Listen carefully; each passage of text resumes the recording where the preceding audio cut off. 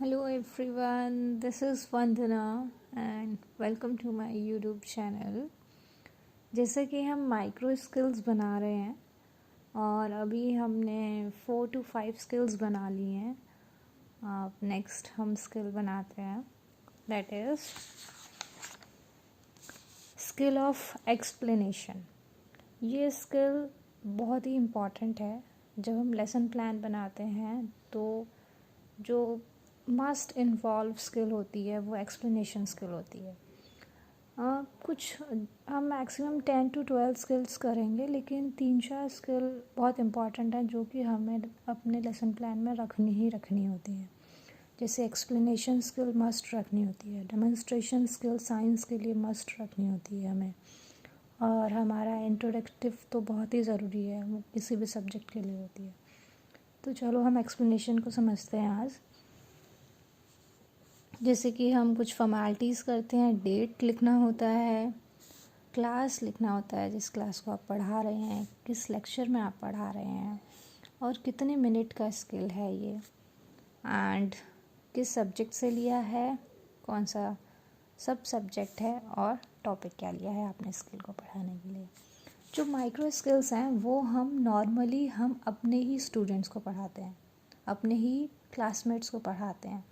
Like जैसे हम BEd करते हैं तो हम बीएड के ही जो हमारे पीयर्स होते हैं, फ्रेंड्स होते हैं, हम उन्हीं को पढ़ाते हैं। ये ऐसा नहीं है कि इन स्किल्स को हम डायरेक्ट स्कूल में जाके नहीं पढ़ाते। इन स्किल्स को कंबाइन करके जो लेसन प्लान्स बनते हैं हम उनको जाके बच्चों को पढ़ाते हैं।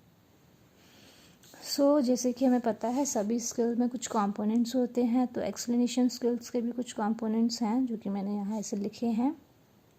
Proper use of explaining links, मतलब आप जो भी लिंक्स स्टेटमेंट दे रहे हैं, जो भी आप बच्चों से पूछेंगे और उन्हें बताएंगे, उनमें सीक्वेंस होना चाहिए प्रॉपर। जैसे कि आप पीपल टीचर स्टेटमेंट दे रहे हैं तो आप पहले अपना डेफिनेशन दीजिए, फिर एग्जाम्पल दीजिए। अगर आपने पहला एग्जाम्पल दे दिया तो बच्चों को समझ नहीं आएगा कि आप किस रेफरेंस में एग्जाम्पल दे रहे हैं।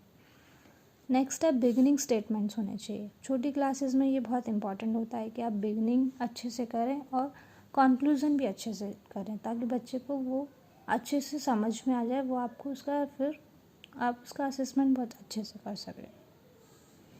लैंग्वेज में फ्लुएंसी होनी चाहिए आपकी में, और वर्ड्स का और फ्रेजेस का प्रॉपर यूज़ करें ताकि आप उससे पूछें तो वो उसकी उस टॉपिक से रिलेटेड वोकैबुलरी इम्प्रूव हो और वो प्रॉपरली उस चीज़ को डिफ़ाइन कर सके। कॉन्टिन्यूटी इन स्टेटमेंट, आपकी जो स्टेटमेंट है उन्हें कॉन्टिन्यूटी होनी चाहिए। ऐसा नहीं कि कभी कुछ बोल रहे हैं कभी कुछ बोल रहे हैं। क्वेश्चनिंग वाइल एक्सप्लेनिंग, क्वेश्चन भी करते जाइए, क्योंकि क्वेश्चनिंग जब हम करते हैं तो बच्चे कहीं ना कहीं स्टिमुलेट होते हैं, वो इनकरेज होते हैं पढ़ाई के लिए। देन आप उनका एक्सप्लेनेशन भी दे रहे हैं तो कहीं ना कहीं फिर सेटिस्फाई भी होते हैं, उनकी ऐसे लर्निंग बहुत अच्छी होती है क्वेश्चनिंग से। अवेलिंग करेक्ट रिस्पॉन्सेस, और जो सही रिस्पॉन्सेस हैं उनको प्रेज भी करिए। प्रीवियस नॉलेज में हमें यही बताना होता है कि जैसे मैं हीट ट्रांसफ़र पढ़ा रही हूँ तो मैं बताऊँगी कि बच्चों को पता है कि अगर हम गर्म चीज़ के पास खड़े होंगे तो हमें गर्मी फील होगी, अगर हम किसी ठंडी चीज़ के आसपास होंगे तो हमें ठंडा फील होगा। तो यहाँ लिखा है students are generally aware from the transfer of heat. Next है टीचिंग एड। टीचिंग एड में लिखना होता है जिस चीज़ का यूज़ करके आप पढ़ा रहे हैं। तो मैंने लिखा है chart showing the transfer of heat, क्योंकि मैंने यहाँ पे चार्ट यूज़ किया है। This is my chart. यहाँ पे आप समझा सकते हैं कि गर्म चीज़ से ही ठंडी चीज़ की तरफ हीट ट्रांसफ़र होती है। फिर आप एग्जांपल बता सकते हैं कि एक बाउल में सूप रखा है, उसमें स्पून रखिए, तो गर्म सूप जो होगा वो स्पून को भी गर्म कर देगा। नेक्स्ट ये भी बता सकते हैं कि हमारी पाम गर्म होती है, जब हम आइस रखते हैं तो पिघलने लगती है, तो हमारी पाम से आइस की तरफ हीट ट्रांसफ़र हो रही है। ऐसे ही आप और भी एग्जांपल बता सकते हैं। Next we will discuss teaching point क्या है जो भी आप यहाँ पढ़ा रहे हैं। प्यूपल टीचर एक्टिविटी जो आप यहाँ पे बोलने वाले हैं।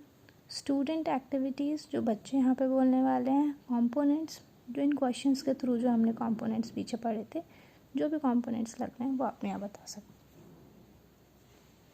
फर्स्ट क्वेश्चन पूछूंगी जैसे कि आप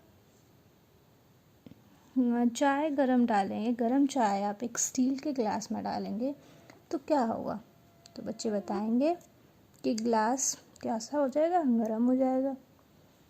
फिर जो भी यहाँ कंपोनेंट्स लगेंगे वो आप लगा देंगे। नेक्स्ट हम पूछेंगे कि थोड़ी देर उस चाय को रखा रहने देंगे तो क्या होगा? तो बच्चे बता देंगे गिलास ठंडा हो जाएगा, क्योंकि चाय भी ठंडी हो चुकी है। फिर कंपोनेंट्स लगा देंगे। फिर पूछेंगे कि अगर आप आग के सामने खड़े होंगे तो क्या होगा? तो बच्चे बता देंगे हमारी बॉडी गर्म हो जाएगी। तो फिर कंपोनेंट्स लगा देंगे। फिर हम उनसे डायरेक्ट पूछेंगे कि हीट का ट्रांसफ़र क्या होता है, तो वो नहीं बता पाएंगे या साइलेंट हो जाएंगे वो।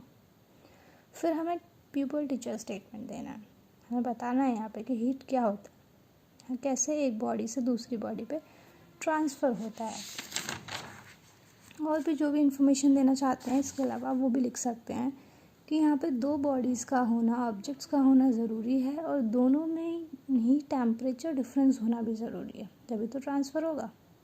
और ये सारी बातें स्टूडेंट बड़े केयरफुली सुनेंगे और नोटेड डाउन भी करेंगे अपनी कॉपीज़ में, ये लिख सकते हैं आप।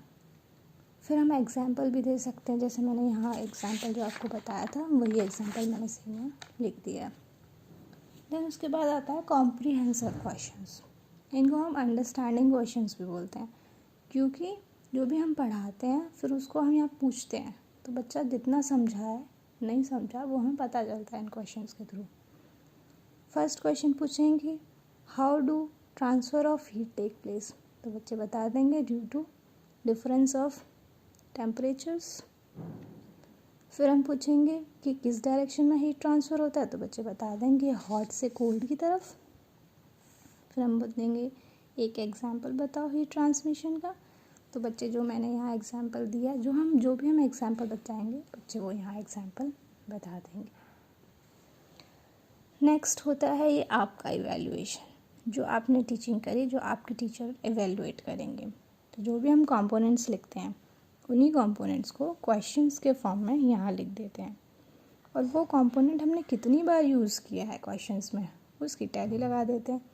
देन वो कंपोनेंट्स आपने कितनी अच्छे से यूज़ किया है उसकी वजह से आपके टीचर कोई भी आपको ग्रेडिंग दे देते हैं। ये आपका इवैल्यूएशन कंप्लीट हो जाता है। ऐसे हमारी सारी स्किल्स होती हैं और हम स्किल बनाते बनाते फिर लेसन प्लान बनाना सीखते हैं। So thank you for watching it. अब नेक्स्ट वीडियो में मिलेंगे।